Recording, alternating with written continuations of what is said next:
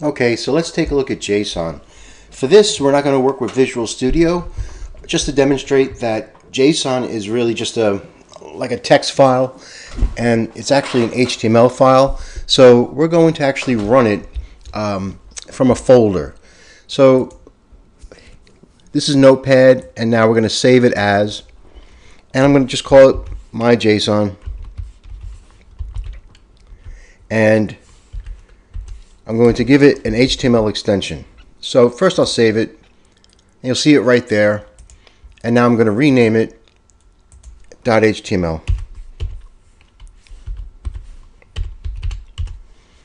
Okay, so now when we click this, Internet Explorer will run it.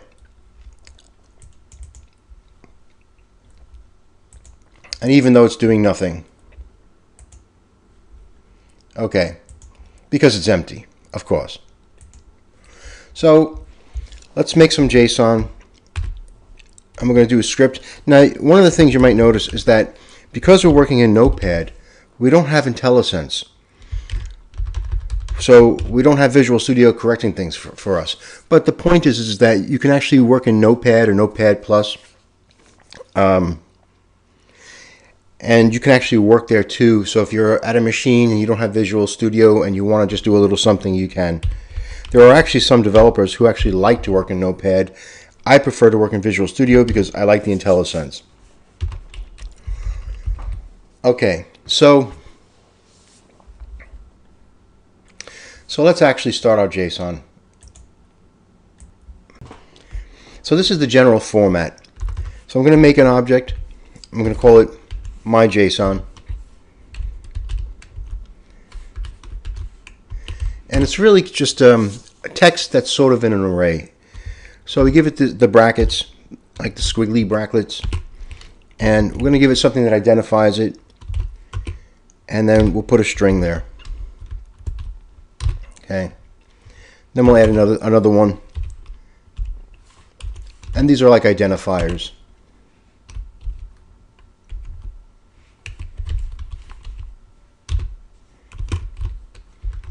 Okay, so there's our JSON, and you can see it's very similar to a JavaScript array.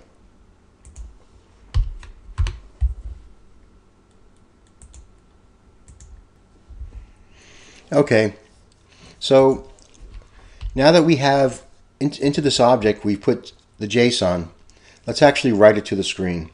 So we're going to do document, and the thing is, case matters, so we have to do it lowercase. So document dot write, and then we'll do my JSON, the object we just made,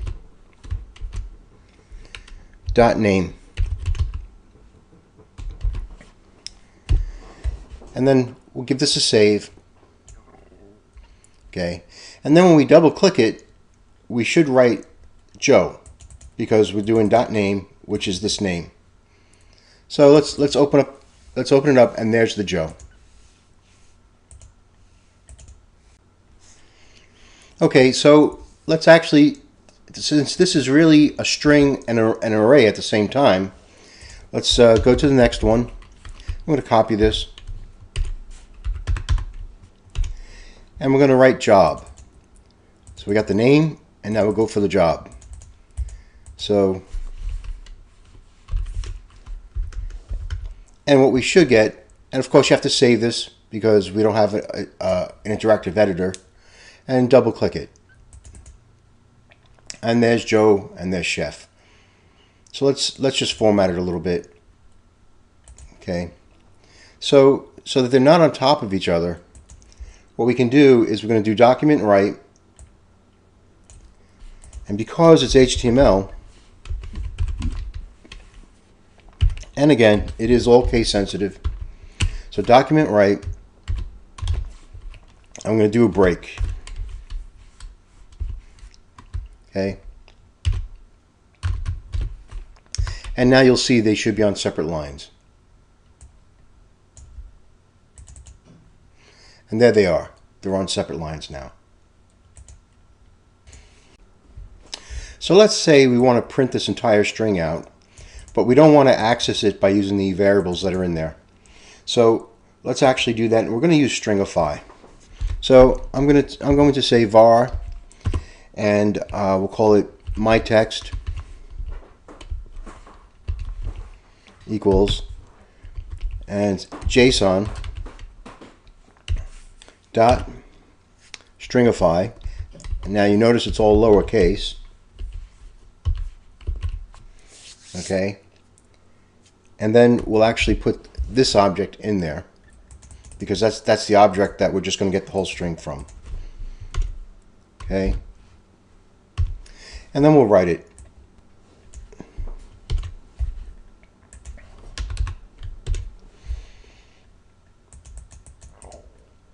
So we'll write my text, and it should be the entire string, the JSON string.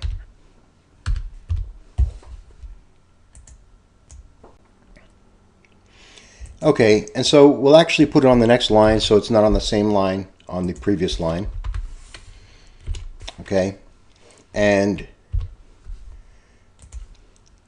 so what we'll do is also we're going to save it. We have to save it, of course, and then you double click it to start it in Internet Explorer. So there it is. There's the entire string.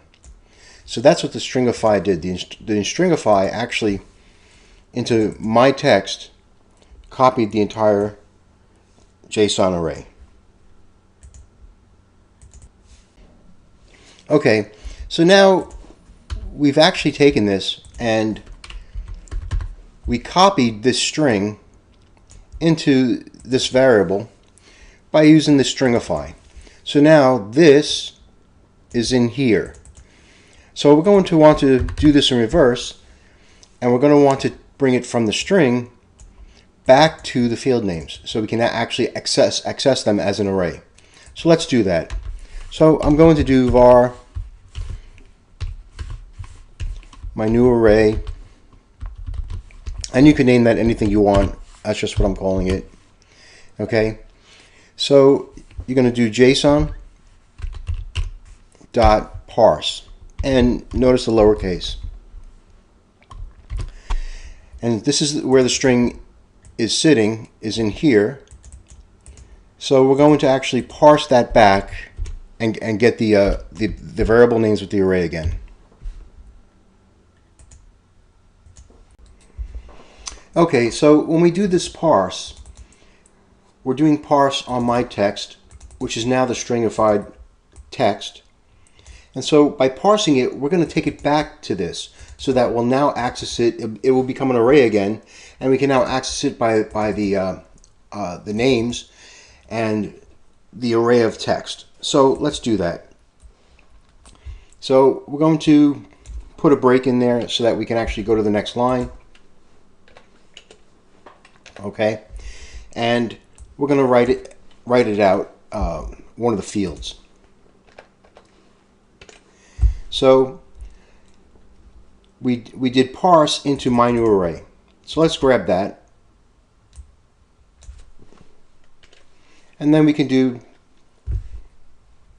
.name or .job. So let's do .name.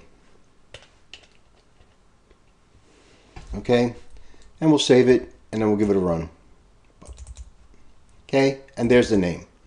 So that's it, and that's a short, quick little introduction to JSON.